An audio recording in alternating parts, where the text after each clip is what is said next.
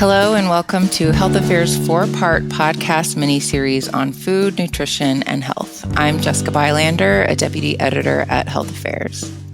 I'm Ellen Bayer, senior editor at Health Affairs.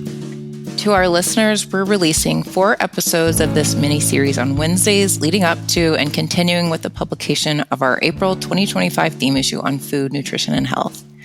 In today's episode, my colleague Ellen Bayer and I will be speaking with the author of the Narrative Matters essay that's being published in the April issue. The Narrative Matters section of Health Affairs features stories about experiences with the healthcare system and the people in it that highlight the important policy issues of today. Today, we're so pleased to be here with Heather Thomas, the director of the A Place to Thrive and A Place for Kids programs of the nonprofit A Place to Stand in Fairfax County, Virginia. Heather is an enthusiastic community advocate and parent leader with experience in planning and leading in both the social and human services fields. She serves on numerous advisory boards lifting the voices of vulnerable and marginalized communities. She lives in Centerville, Virginia with her husband and kids, and her Narrative Matters essay focuses on her experiences fighting to access and maintain food benefits in the U.S. as a mother of 6 whose family is food and nutrition insecure. Heather, thank you for joining us today. Thank you for having me. Hello, everybody. So we became connected at Health Affairs after you'd submitted some poetry to a community call we held last year. And the goal of that was to get more voices with lived experience in the journal. So I'm curious how you heard about that call and what made you want to submit. Yes, I'm connected, like you mentioned, with different boards and things. And one of my connections is to Capital Area Food Bank, and then through them to Feed America. And I've done different advocacy activities with them. And Feed America put out a call to action. Hey, there's this opportunity to be able to submit for this poetry contest specifically geared towards food insecurity. And I was like, that sounds really interesting. And what a creative way to really help people understand the different issues surrounding this. I was like, okay, let me go for it. Let me try for it. And I tried for it. And I submitted a couple poems, and that's what led me to you. That's great. So as you mentioned, you had originally submitted those poems, but we were so struck by your personal statement and the sort of story behind the poems and thought that an essay would do it the best justice. So, it was really exciting to work with you on kind of figuring out how to put together your experience in an essay form. So what was the experience of writing your story as an essay like for you? Well, first, before writing the essay, I have to say when I got the news about it, it was the best rejection ever. Because on the one hand, it was, we're not going to accept your poems, but we have this opportunity. And so that was pretty amazing. With regards to writing the essay, it was a lot of different things. It was exciting. It was this kind of like, wow, here's this opportunity to really raise up this issue, to share my story, to share other stories, and really, hopefully, impact the different issues that surround poverty, specifically food and nutrition insecurity. And so excitement, but also at times really intense and a little bit hard because of some of the things that I share in the essay. So, but a great experience overall. And I had already found my voice before I came to you, but it has helped me find my voice even more since doing this project with you. Great. Yeah. I mean, I can't imagine how hard that is to sort of put into words and kind of relive experiences. And I know in talking to you, the story of your son sacrificing extra food because he could tell that you were rationing. When we were speaking about that, it really brought tears to my eyes, and that is in the essays that we've published. So just curious, is it really hard to write about the impact that food insecurity has had on your children, especially? I think for any parent, it's hard to talk about that, especially for mothers. As mothers, we're taught that, it's our job to nourish and nurture our children. And so when one of those things is being impacted, in this case, the nourish part, I take that to heart as any mother would. And so it is really hard to tell that story. I really had to, and I felt everything like that day that I described. and it had already passed, but it brought all those memories back, all those feelings back, the tears back, the gut punch, all of it. It brought it back. And so, yeah, it was challenging, but at the same time, it was something that needed to be said, because even though my story is unique to me, what happens in my story and what I share is not unique to what's going on across the United States. There are many families struggling with this. There are many mothers and fathers, single parents, two-parent families that are struggling with this, that are rationing or that are having to choose food that they normally wouldn't eat, that they know it's, do I get calories in my kids and myself, or do I, get quality? And so all those things are constantly going on with food insecure households. So yeah, it's hard. It's a hard thing to hear. It's a hard thing to write about. Yeah, I think your essay illustrates really well the challenges of all the bureaucracy and red tape around receiving benefits, in this case, food benefits, but I know it's the case for many, many types of services. You mentioned your experience in the social and human services field for over 25 years. So I imagine that was somewhat helpful in trying to navigate the system. You mentioned the importance of knowing and following the rules. So actually lots of people are not familiar with the rules. What would you say, what kind of advice would you give to people in the situation that you were in terms of what's the best way to kind of get up to speed on the rules? And are there, you talked about having to fill out multiple applications and renewals and interim reports. Are there certain strategies or certain things that you did to help in any way streamline or simplify the process and, things that might help other people in the situation? I don't know if there's a way to really streamline the process, to be honest with you. It is a very complex and burdensome process because if you don't have benefits, whether we're talking food, housing, childcare, whatever it is, you have to go through the process of finding the right application, finding the right, and then finding what documents match that application that you're going to need when you submit it. And that can take time. It can take time to gather all the necessary documents that you need to be able to even submit an application. And then you're talking about applications that have a lot of questions that are redundant. It's almost like you're taking a psych test and they're asking the same question 4 or 5 different ways. So it gets really overwhelming at times. It can get very exhausting at times. And sometimes just by the end of the application, you're going, okay, wait a second. What did I just answer? Because you feel like you're basically giving your whole life away. You have no privacy at this point because you need the help. And so once you get past that, the initial, let me fill out this big application that's asking everything that you could think of, from your identity to your household's identity to bank account information and pay information, disability information. I mean, anything and everything. It is in these applications, right? So what happens then if you have a literacy issue? What happens if you don't have the ability to print the application? Now you have to figure out, how do I go print the application and fill it out? And then how do I get it back to the agency? Because not all of the agencies and all locales are able to take online submissions. Some of them require you to show up at the building and turn in your application.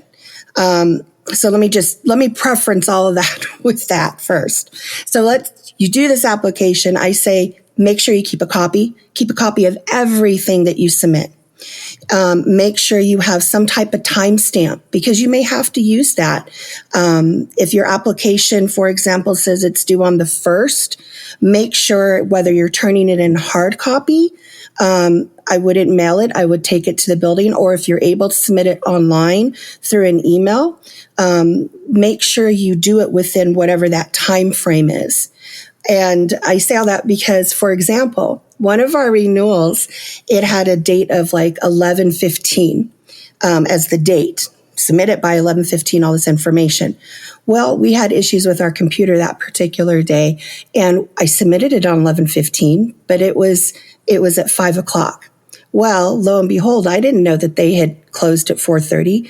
There was nothing in that application and this is a renewal application, not even the big one at the beginning, nothing that said time at all, like do it by 4:00 or by 3:00, nothing. It just said by 11:15. And so that was just one experience that we had where I submitted it an hour past when they supposedly closed, which was nowhere stated. And as a result, that delayed my family for that particular instance in getting any type of benefits that would have been continued by over a month. And because the worker didn't talk to me and take the time to reach out and talk to me, even though I put it in the renewal and I documented everything, saying, please, there's some things I need to ask questions about on how to report. I'm not sure about this. Can we have a conversation?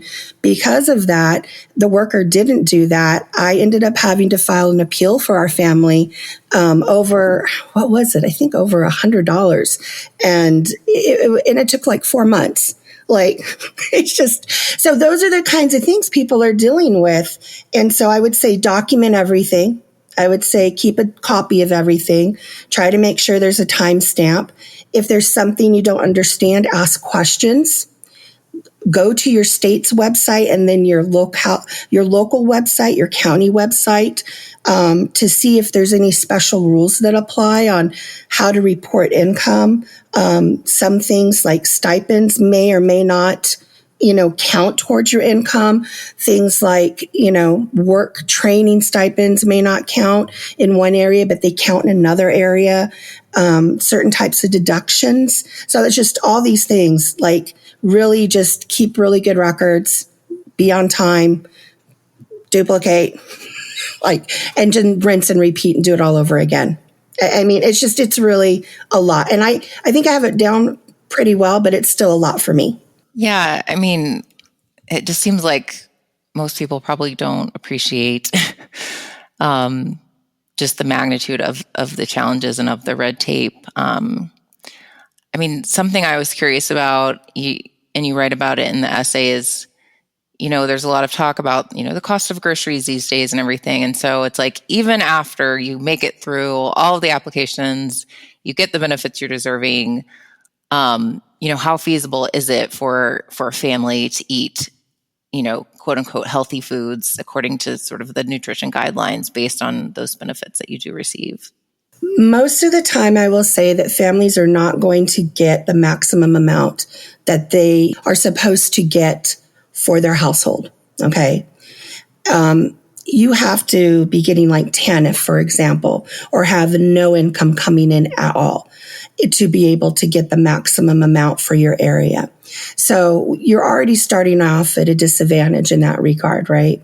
And so most households are getting a fraction of what technically their household, for their household size and area based on the area medium income and everything else can qualify for. So that's number one.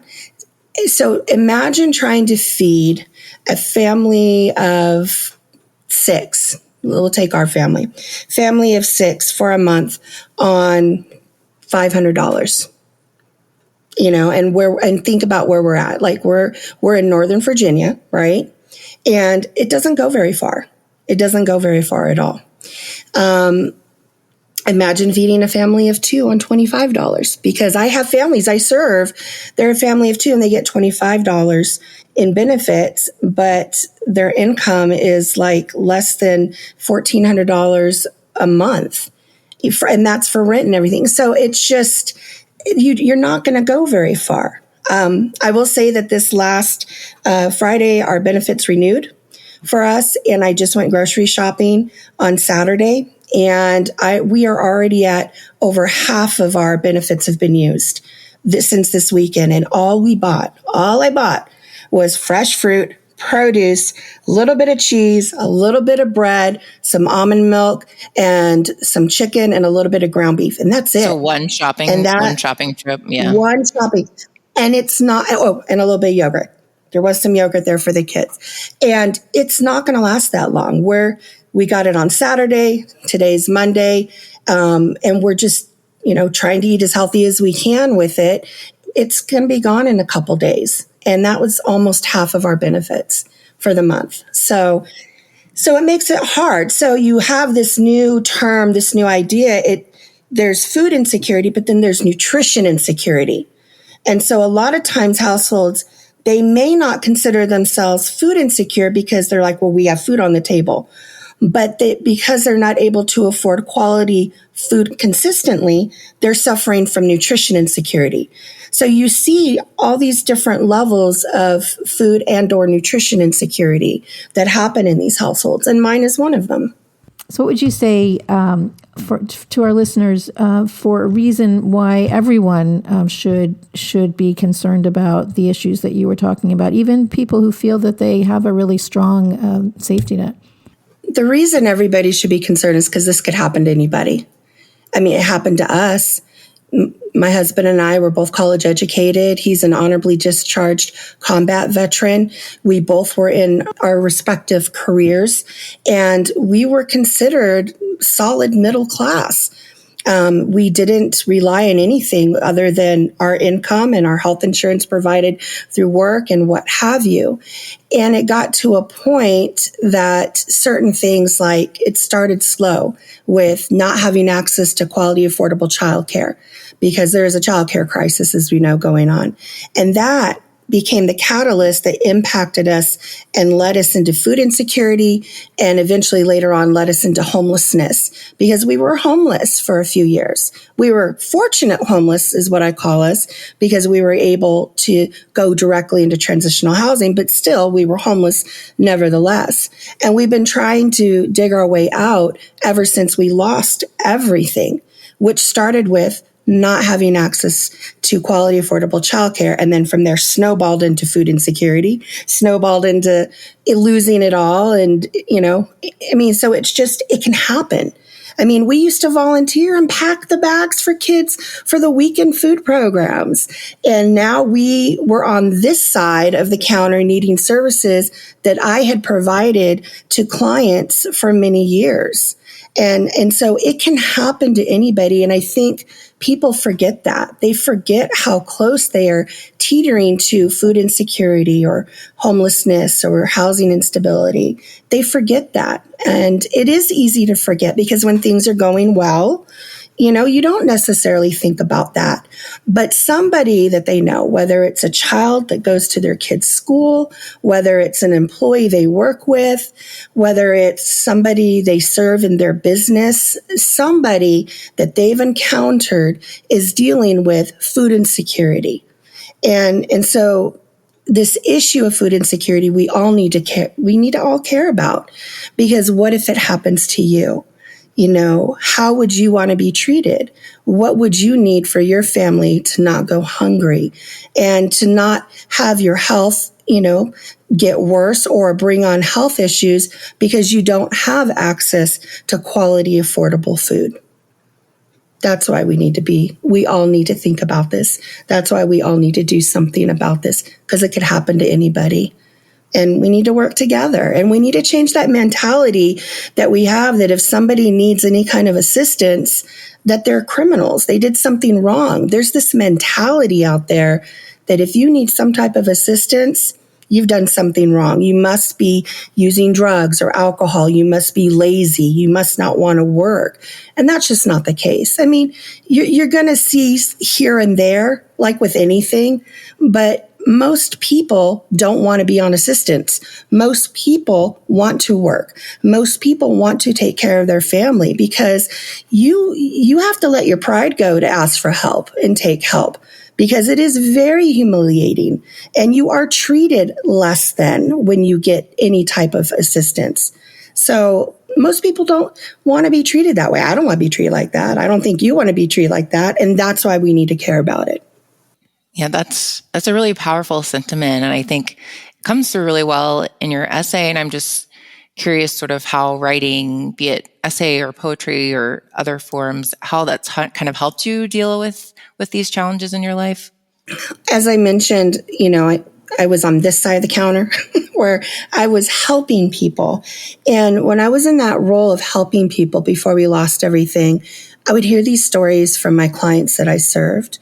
And I used to think, like, it couldn't be that bad. Like the stories I was hearing about the system, right? This benefit system and how people were being treated and everything else. And I understood that, okay, my clients are going through all these things. They're in survival mode. Things are seeming worse than what they really are as far as how they're being treated and how to get these different services in place. But when we came into all of this, when we started dealing with food insecurity, when we started dealing with, oh my goodness, our family has lost everything and now we're homeless and what are we going to do? When we had to start receiving services, I was so mad and just disheartened to find that everything my clients had talked about was true. And it was like, oh my goodness, it was a wake-up call. And so during that process of us going through all that, I lost my voice because I had to use it so much to be my family's case manager through this, navigating things, which I consider our family very fortunate because so many families don't have that. They don't know what they can ask. They don't know what types of things to do if they need to call into question something. They get a denial letter. They just give up. They don't know they can appeal it, things like that. And so while my family was fortunate that I could use those skills, through the process of advocating for my family, I did lose my voice. I lost it. And all that shame that comes with needing help, all of those emotions, all of that, we were treated like we were invisible. I felt that. And so as I started doing advocacy, because I started to get really mad, and I was like, this is not okay. We just cannot treat people like this. And I finally started to see like, I got to do something because of my unique position of working in the field. And now our family's dealing with this. I need to find a way to bridge that gap. And so the more I got involved with advocacy work, the more I started to find my voice. But this piece specifically, being able to be that vulnerable and really put it all out on the table, which it was a little nerve plucking and and I was really nervous about that. And I'm still nervous, but I know it's a good thing, right? And being able to do that, I feel like my voice has gotten stronger. I feel like I've gotten more confident in my advocacy work and really lifting up those voices. And so this, while it was at times challenging and it was emotional, it has helped me to strengthen my voice. It has helped me to find myself more and go, no, we got to tell this story. We have to. So that other people, if at the end of the day, somebody hears this or reads it and they're like, you know what, I don't need to be ashamed that we need this help. And you know what, there is hope out there. Then it's done its job.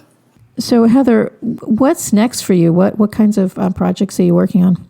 Well, I am sitting on various boards. And so I'm sitting on boards within food insecurity, as well as I'm doing projects around housing that I sit on. And another one that I'm really passionate about is the childcare crisis going on. And so I'm involved in different family councils at the local and state level.